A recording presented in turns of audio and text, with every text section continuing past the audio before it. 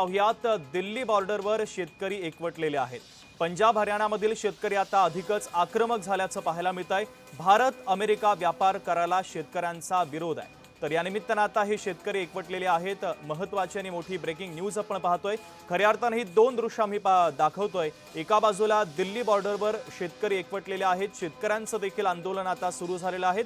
दुसरीकडे जंतर मंतरवर सीजेपीचं आंदोलन सुरू आहे। तर सरकारच्या विरोधातला हा जो रोष आहे तो आता एका बाजूला शेतकरी देखील व्यक्त करतात, दुसऱ्या बाजूला विद्यार्थी सुद्धा तो रोष व्यक्त करताना दिसतात। तर जय महाराष्ट्रवर ही दोन्ही महत्त्वाची दृश्य आपण पाहतो। एका बाजूला शेतकरी आक्रमक झालेले आहेत, दुसऱ्या बाजूला हे विद्यार्थी सुद्धा आता आक्रमक झालेले आहेत आणि निश्चितच आता शेतकऱ्यांचा जो रोष आहे तो देखील आता वाढत चाललेला आहे। दिल्ली बॉर्डरवर शेतकरी एकवटल्याचं दृश्य आपल्याला पाहायला मिळतंय आणि त्या ठिकाणी पोलिसांचा देखील तगडा बंदोबस्त तैनात ठेवण्यात आलेला आहे। प्रामुख्याने ही दोन्ही दृश्य आम्ही तुम्हाला दाखवतोय। जंतर मंतरवर सीजेपीचं हे आंदोलन सुरू आहे। काल मोठा राडा झालेला होता। आंदोलकांवर लाठीचार्ज देखील पोलिसांनी केलेला होता। 150 पेक्षा जास्त आंदोलक या लाठीचार्जमध्ये जखमी झाले असा दावा अभिजित दिपके यांनी माध्यमांशी बोलताना केलाय। एका बाजूला विद्यार्थ्यांचा हा रोष आपल्याला पाहायला मिळतोय, तर दुसरीकडे शेतकऱ्यांचं हे दिल्ली बॉर्डरवर आता आंदोलन सुरू झालेलं आहे।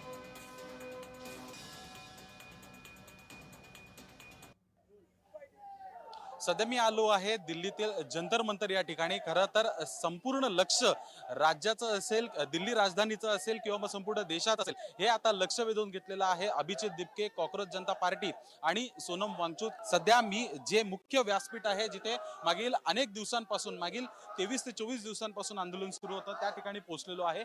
आणि अर्थातच काही वेळात दिपके यांची पत्रकार परिषद होणार आहे।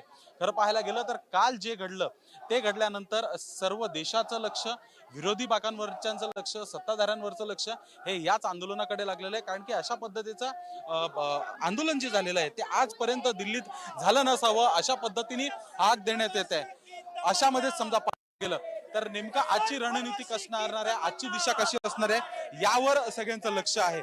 अशामध्येच दिल्ली पोलीस हे देखील गायब आहेत। साधारणतः 1500 आंदोलक या ठिकाणी थेटपणे दिसून येत आहेत। अशामध्येच पाहायला गेलं तर काही मराठी आंदोलक हे देखील या ठिकाणी पोहोचलेले आहेत। त्यांच्याशी देखील बोलूयात। दादा, तुम्ही महाराष्ट्रातून आलेले आहात, आजची परिस्थिती कशा पद्धतीने आहे? आजची परिस्थिती सर, अजून आम्ही हरलेलो नाही आहोत। आम्ही पुन्हा उभे राहू आणि यांना दाखवून देऊ आम्ही महाराष्ट्रीय पुत्र आहोत। आम्ही लढणारे आहोत, पळणारे नाही आहोत। काल आम्ही मार खाल्ला। आम्ही आज यांनी गोळ्या जरी मारल्या आम्हाला तर आम्ही मागे हटणार नाही। आम्ही मरू नाहीतर जिंकून जाऊ। आमच्याकडे दोनच ऑप्शन आहेत, एक तर जिंकू नाहीतर मरू। या दोन्हीपैकी एकच आहे। तर तरी आम्ही घाबरणार नाही आहोत। त्यांनी हजार काय लाखानं पोलीस आणा म्हणा, पूर्ण देशातले आणा, आम्ही घाबरणार नाही। आम्ही लढणार आणि मरणार पण आणि जिंकणार पण। पोलिसांची वागणूक कशा पद्धतीने, आज बंदोबस्त कसा आहे? आज बंदोबस्त त्यांनी पूर्ण काल जी सिच्युएशन होती तशी सिच्युएशन आजही त्यांनी क्रिएट करून ठेवलेली आहे। त्याच्यामध्ये काहीच वेगळं नाहीये। त्यांनी तशाच लाठीचार्जसाठी लोक तिथे उभा करून ठेवलेले आहेत।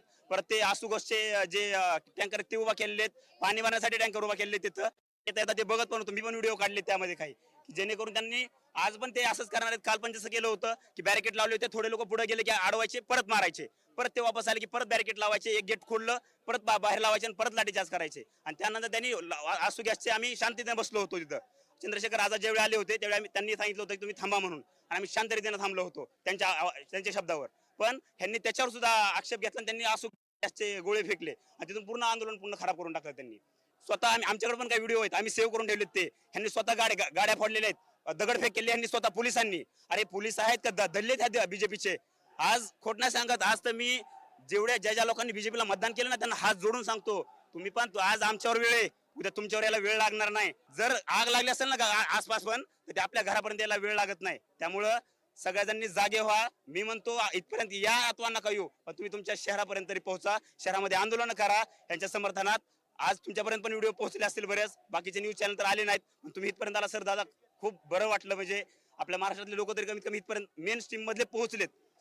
अर्थातच अमित शहा यांची देखील त्यांनी भेट घेतलेली आहे। 3 तास चर्चा झाली असं सूत्रांकडून सांगण्यात येत आहे।